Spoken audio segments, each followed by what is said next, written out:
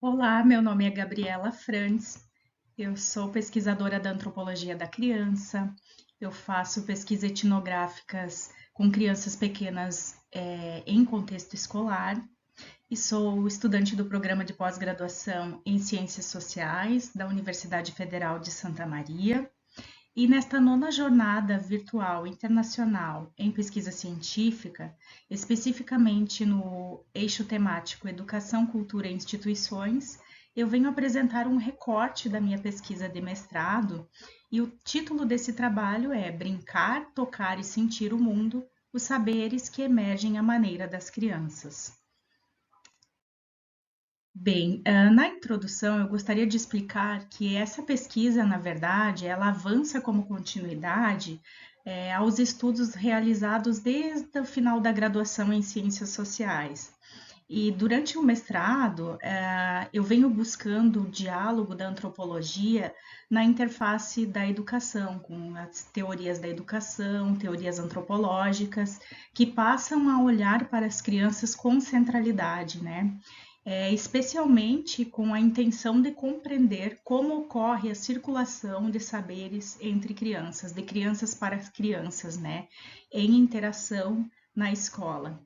E o objetivo deste trabalho que eu estou apresentando é fomentar um debate interdisciplinar entre diferentes vertentes teóricas, né, da antropologia da criança, com a sociologia da educação, sociologia da infância, com a filosofia, com teóricos, por exemplo, como o Merleau-Ponty, que desenvolve a fenomenologia da criança, né?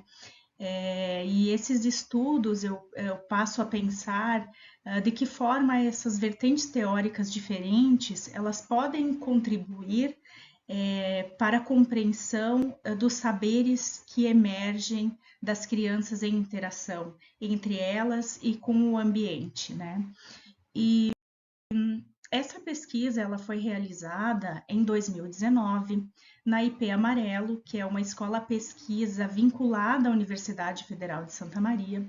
A IP Amarelo ela foi fundada em 1978, então ela tem 34 anos da sua fundação e ela tem uma formatação diferenciada, porque ela tem uma composição em turmas multietárias.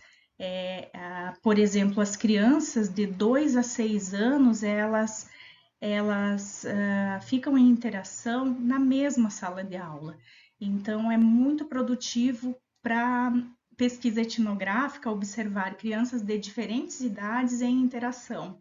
E o ingresso das crianças atualmente ele é realizado mediante um sorteio, segue um rigor de um edital público, né?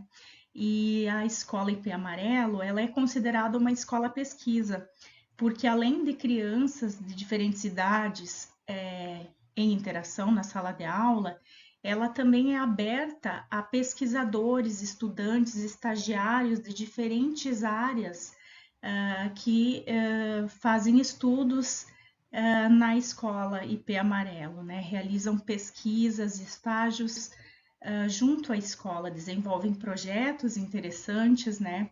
Então, tudo isso se torna muito rico do ponto de vista etnográfico. Sobre a fundamentação teórica desse trabalho, eu venho dialogando muito com autores que colocam o ponto de vista da criança como primazia, né? A partir então dessa concepção da Clarice Kohn, que é uma antropóloga brasileira de referência, né? Ela desenvolveu o livro Antropologia da Criança em 2005, e nesse livro ela reforça a necessidade de uma abordagem antropológica que rompe com o adultocentrismo, né? Uma conduta do investigador que coloca em primazia o ponto de vista dessas crianças, né? Como tornar essas crianças visíveis, como a antropologia pode ser um subsídio, um meio, como um porta-voz das crianças, né? E a Clarice Kohn, ela parte dessa concepção da criança como um ser social pleno.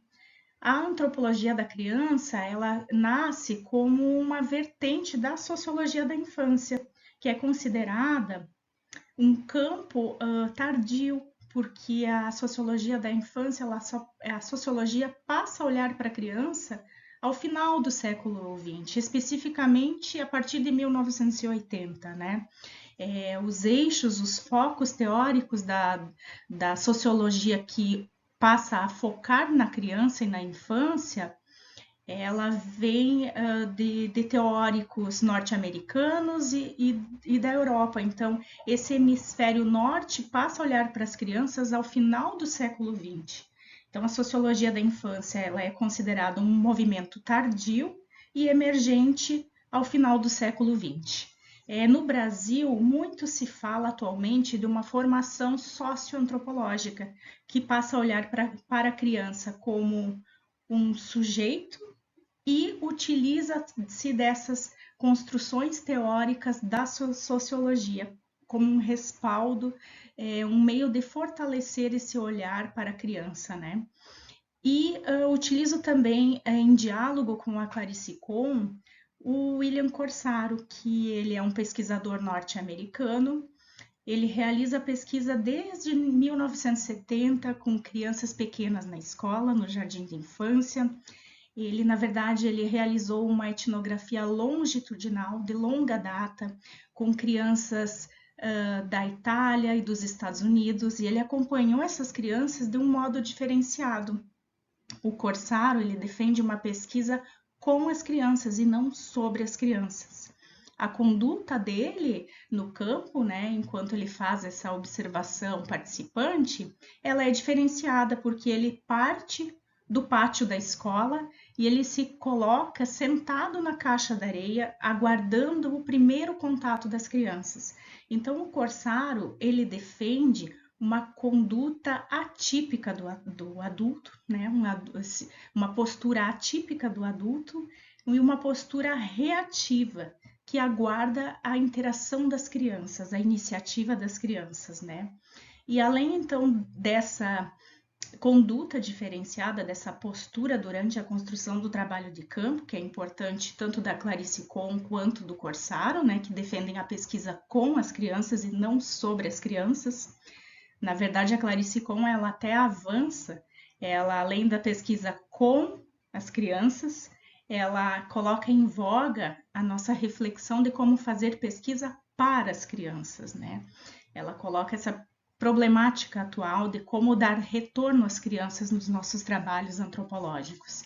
E o Corsaro, ele traz alguns conceitos fundamentais para o meu trabalho, eu acredito que fundamentais para todo o campo de estudos da infância e da criança, que é o conceito de reprodução interpretativa, né?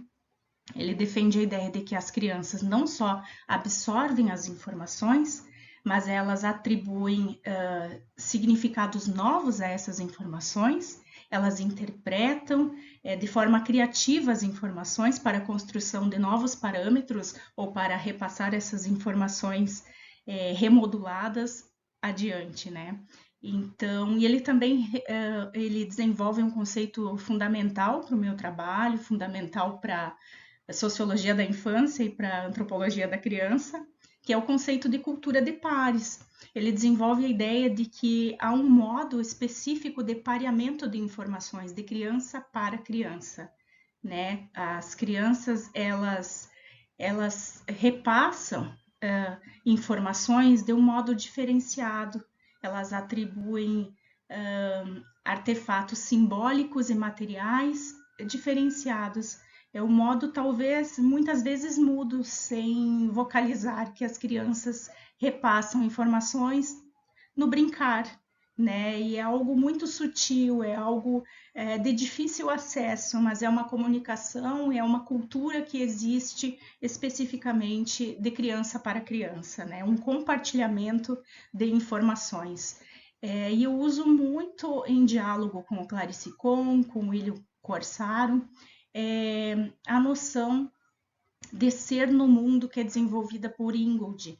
O Ingold, ele usa esse conectivo ser, tracinho no, tracinho mundo, como um modo de reforçar essa maneira pela qual a gente está interligado com o mundo, né? Ele desenvolve o conceito de habitar, ele entende que nós transformamos o mundo, mas também somos transformados, somos atravessados por esse mundo, né?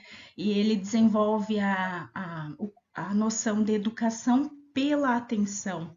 Ele retoma até a etimologia da palavra educação. De onde vem a palavra educação? Deriva do latim de educere, que significa conduzir para fora. Então ele lança essa questão de como a educação pode estimular as crianças a explorar o mundo em correspondência, em sintonia com esse mundo, né? Então, o Ingold defende a ideia de que a criança está completamente envolvida no mundo desde que nasce. E a partir dessa noção de Ingold, de correspondência, de ser no mundo, de educação pela atenção, que eu passo a pensar nessa questão de como as crianças elas elas fomentam o saber entre elas, como emerge os saberes entre crianças, em contato com o ambiente, em contato uma com a outra, em interação nessa cultura de pares que o Corsaro nos traz. E eu trouxe no finalzinho, então, um relato etnográfico para repensar essas questões, né, de circulação dos saberes, de como emergem os saberes das crianças em interação com o ambiente. É um momento muito específico na qual eu estava longe e passei a observar uma criança gesticulando, fazendo sons diferentes, e outras crianças sentadas, olhando para cima, deslumbradas com aquele momento. Eu pensei, se é interessante para aquelas crianças ao chão, é também interessante do ponto de vista etnográfico. Então, ao lado da casa da árvore, no pátio da escola, havia uma criança gesticulando com as mãos, enquanto outras ao chão observavam atentas. Eu vejo que elas estavam a construir a mesma história. Cada uma trazia informações novas àquela narrativa. Entre aqueles movimentos com as mãos, que na verdade continham pequenos gravetos em formato de cruz, os sons estridentes se referiam a uma aeronave que estava sobrevoando, né? Aquela criança estava com pequenos gravetos simulando um avião. Enquanto aquele avião de gravetos estava sobrevoando, abaixo, sentadas estavam outras crianças na terra e também utilizavam materiais não estruturados da natureza, né? Uma criança descreve que uma rua alagou e com um tronco de árvore ela simula que era um carro passando por outro graveto mais comprido que era a ponte. E o diálogo das crianças é muito interessante do ponto de vista antropológico, no campo da educação, para a gente repensar como as crianças alcançam talvez uma dimensão que os adultos ainda não estão a olhar. É uma dimensão abstrata, que ultrapassa a lógica, que é extremamente complexa, inclusive para nós adultos. Então, para a gente pensar como podemos, do ponto de vista antropológico, tornar as crianças visíveis. Então, uma criança fala: vem um avião e chama o amigo, mas tem um monstro atrás do amigo. E de repente, ela faz uma pequena pausa e as crianças ficam extremamente atentas. O amigo some. E aí? E aí veio uma pomba e bateu e bum! A alma caiu dentro de mim. E o que é alma? Pergunta uma criança ao chão. Depois de um pequeno silêncio, a criança responde: alma é a coisa que tem dentro da gente e faz a gente viver. Vejam quantos significados, num contexto de brincadeira, as crianças estimulam. Como ensinam umas às outras, como utilizam-se da natureza desses elementos para configurar novas criações. E a partir daí, então, eu trago como resultado desse pequeno trecho que o saber emerge a maneira das crianças, é uma maneira específica, genuína das crianças. Os saberes emergem ao brincar, ao tocar, ao sentir o mundo em correspondência, como diz o Ingold, em sintonia com o mundo, em intimidade com a natureza, né? Envolvidas e atenção uma com as outras. E o Ingold termina dizendo que as crianças estão envolvidas no mundo muito mais do que a gente imagina. Elas são participativas, elas contribuem com o campo da educação, da antropologia e tantos outros ao moldar, ao construir contextos para a produção do conhecimento. E é isso. Eu agradeço. Desejo um bom evento para todos.